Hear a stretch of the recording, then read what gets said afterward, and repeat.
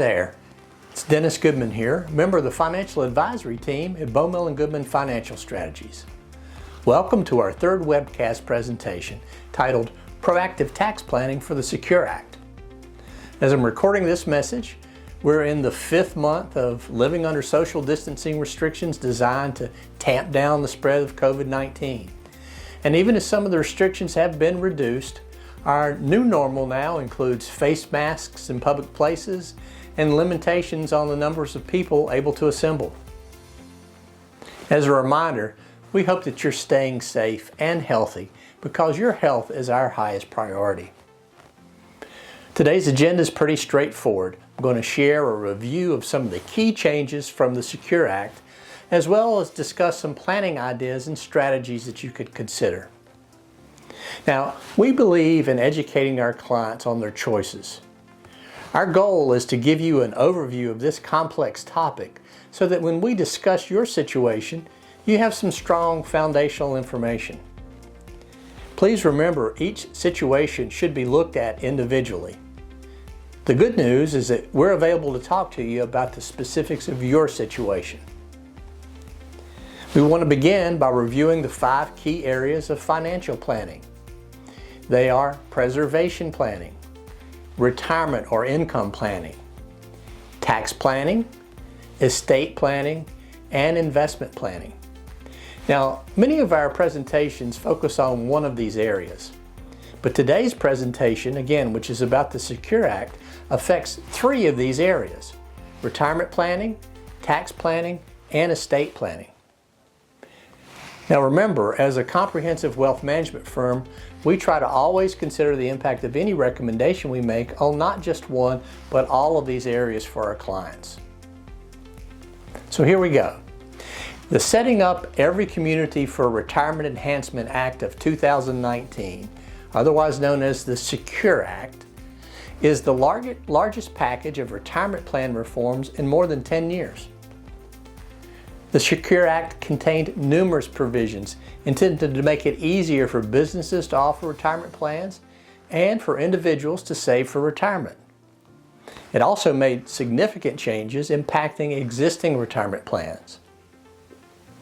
One of the major changes enacted by the Secure Act was to change the age that requires a retirement account owner to take a required minimum distribution. The old laws required distributions to start in the year you turn 70 and a half. The new law, though, has changed this to begin by April 1st in the year after you reach 72.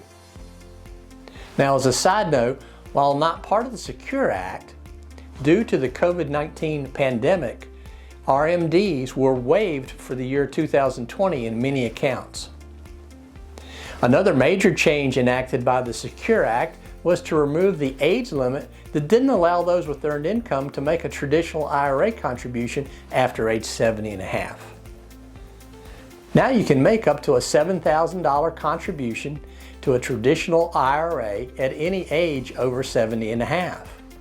That $7,000 could be made up of a $6,000 regular contribution plus the $1,000 catch-up contribution for being over age 50. The caveat, though, is that you have to have that much or more in earned income to make that type of contribution. However, if you do make this contribution over age 70 and a half, it reduces how much you can use from your retirement funds as a qualified charitable distribution. If you're considering this new opportunity, please coordinate it with us and your tax preparer for the details. Again, while not part of the Secure Act, qualified charitable distributions, or QCDs, are a strategy for retirement savers. This provision allows retirement savers to directly distribute up to $100,000 to eligible charities straight from their retirement accounts after age 70 and a half and not pay tax on this distribution. One idea that experts suggest is if you're charitably inclined, consider using part or all of your required minimum distribution, or your RMD, for a qualified charitable distribution, or QCD. Like many of the other strategies we're discussing today, this is one you should see us about if you're interested in evaluating your situation. Another major change enacted by the Secure Act was to create some new 529 plan rules. They include the ability to use up to $10,000 in your lifetime for qualified student loan repayments.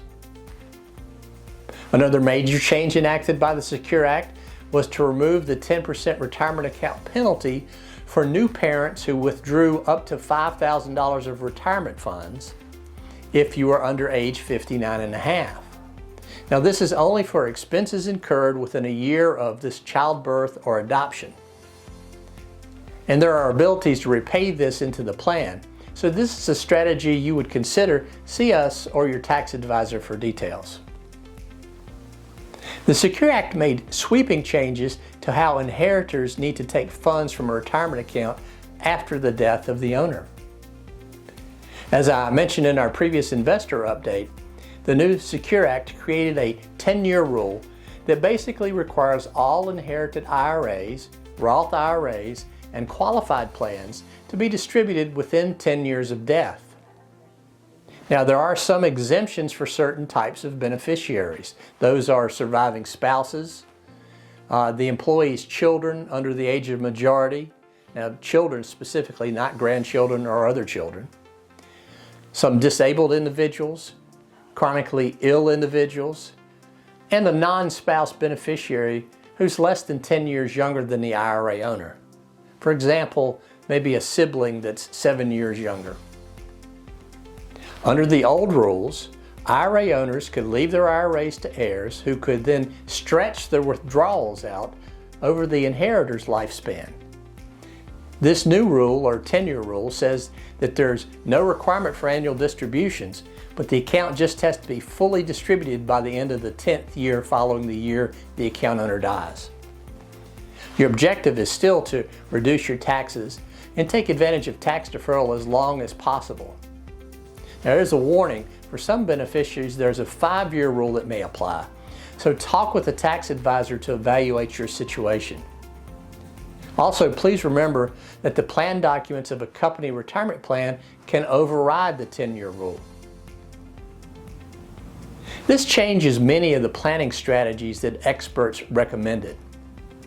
According to industry experts like Bob Keebler, CPA of Keebler & Associates, one of the old rules' best practices was, whenever possible, to leave all of your retirement assets to your spouse who, upon death, then would leave them in an inherited IRA to heirs who then have the option to stretch their withdrawals over their lifetime.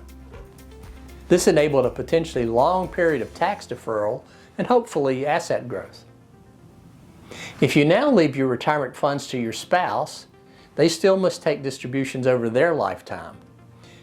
As this example shows, spouse dies 8 years later. Then that person leaves the beneficiaries who are subject to this new 10-year rule. Again, experts like Keebler are now sharing the potential that the new best practice is to review your plan and consider, if appropriate, leaving some of your retirement assets not only to your spouse, who upon death would leave those assets in an inherited IRA to heirs, but also leaving some directly in an inherited IRA to your children or others. This could potentially create a spread of tax liability over more tax brackets and more years. If we go back to the example, when your spouse dies 8 years later, during their 8 years of life, your spouse and beneficiaries, who have 10 years to take out this inheritance, could be taking distributions. And then after the spouse dies, the beneficiaries are subject to the new 10-year rule on that final amount that's left. This strategy would potentially, if it makes sense tax-wise, spread the tax burden for the heirs over as much as 18 years, not just 10. The new 10-year rule reminds us that a proactive approach could potentially reap rewards. To maximize your situation under the new 10-year rule, you may also want to consider Roth conversions and possibly spreading distributions over many years and lower brackets. Unlike distributions from regular IRAs, Roth IRAs' qualified distributions are not taxed. A critical area to review because of the Secure Act is what we refer to as the overall family tax bracket management. Logically speaking, if you're in a higher tax bracket than your beneficiaries, then it might make sense to let them take distributions in their tax bracket rather than you in yours. However, if your beneficiaries are in the higher tax bracket, then it might make sense to take distributions in your tax bracket, convert these accounts to Roth IRAs, and leave them in an account that still has to be taken out in 10 years, but that can grow tax-free. The first step is to review your marginal tax rate and your beneficiaries' marginal tax rates each year. Let's review tax rates for just a minute. Here are the current tax rates for married filing jointly and single filers. Married filing jointly has lower rates on many amounts. So something that you need to remember is that even if no changes are made to tax rates, then in 2026 the law says we go back to the older, higher rates. So when making your plan, we need to remember that. And let me say that again. The tax laws call for a sunset in 2026. So the law says we go back to the older, higher rates automatically in 2026. As this arrow shows, for some people, that means a large withdrawal could mean what is today taxed at 24% could be taxed in 2026 at 33%, a much higher rate. How can you make the mathematics of IRA conversions work for you? Well, your personal critical decision factors include your tax rate differential, that is the tax in the year of conversion versus the tax rate in the withdrawal years, your use of outside funds to pay the income tax liability, a need for IRA funds to meet annual living expenses, required minimum distribution consideration. Remember, these begin at age 72 now. If you convert to a Roth, Roth IRAs don't have those required minimum distributions. Time horizon. How old are you and how long can you defer taxes? Estate tax considerations. And of course, the 10-year rule. These are not easy choices, and we can help you review your personal situation here. Many experts like Keebler are suggesting that a sweet spot for considering using partial Roth conversions are for those who can currently fill up as high as the 24% tax bracket, and after the sunset go up as high as potentially filling up the 28% bracket. Again, we can help you review your situation. Some other reasons to consider Roth conversions, if appropriate, include that tax brackets could rise in the future, and your account value might be down from a drop in the market.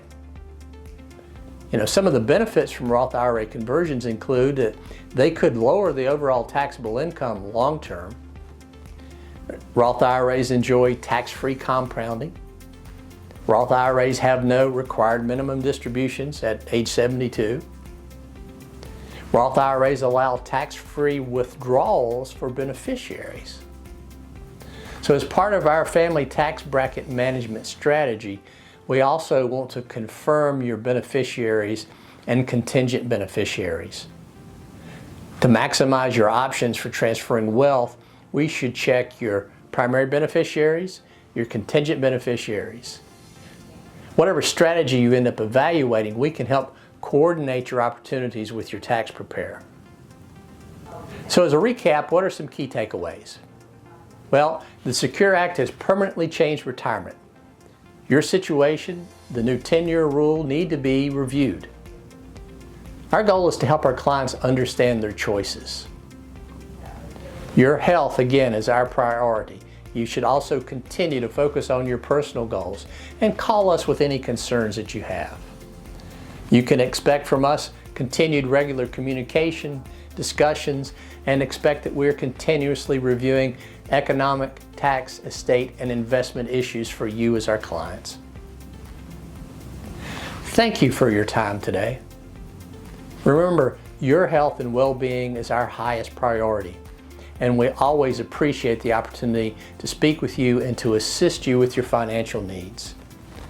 We also would like to help others in 2020, so we would be honored if you would share some names of friends to add to our mailing list so that they can benefit from our information. Also, feel free to share the link to this video with your friends and family. If you find the presentation helpful, give us a thumbs up on the YouTube channel or email us a comment. Well, that's it for now. Until next time, stay safe and stay positive.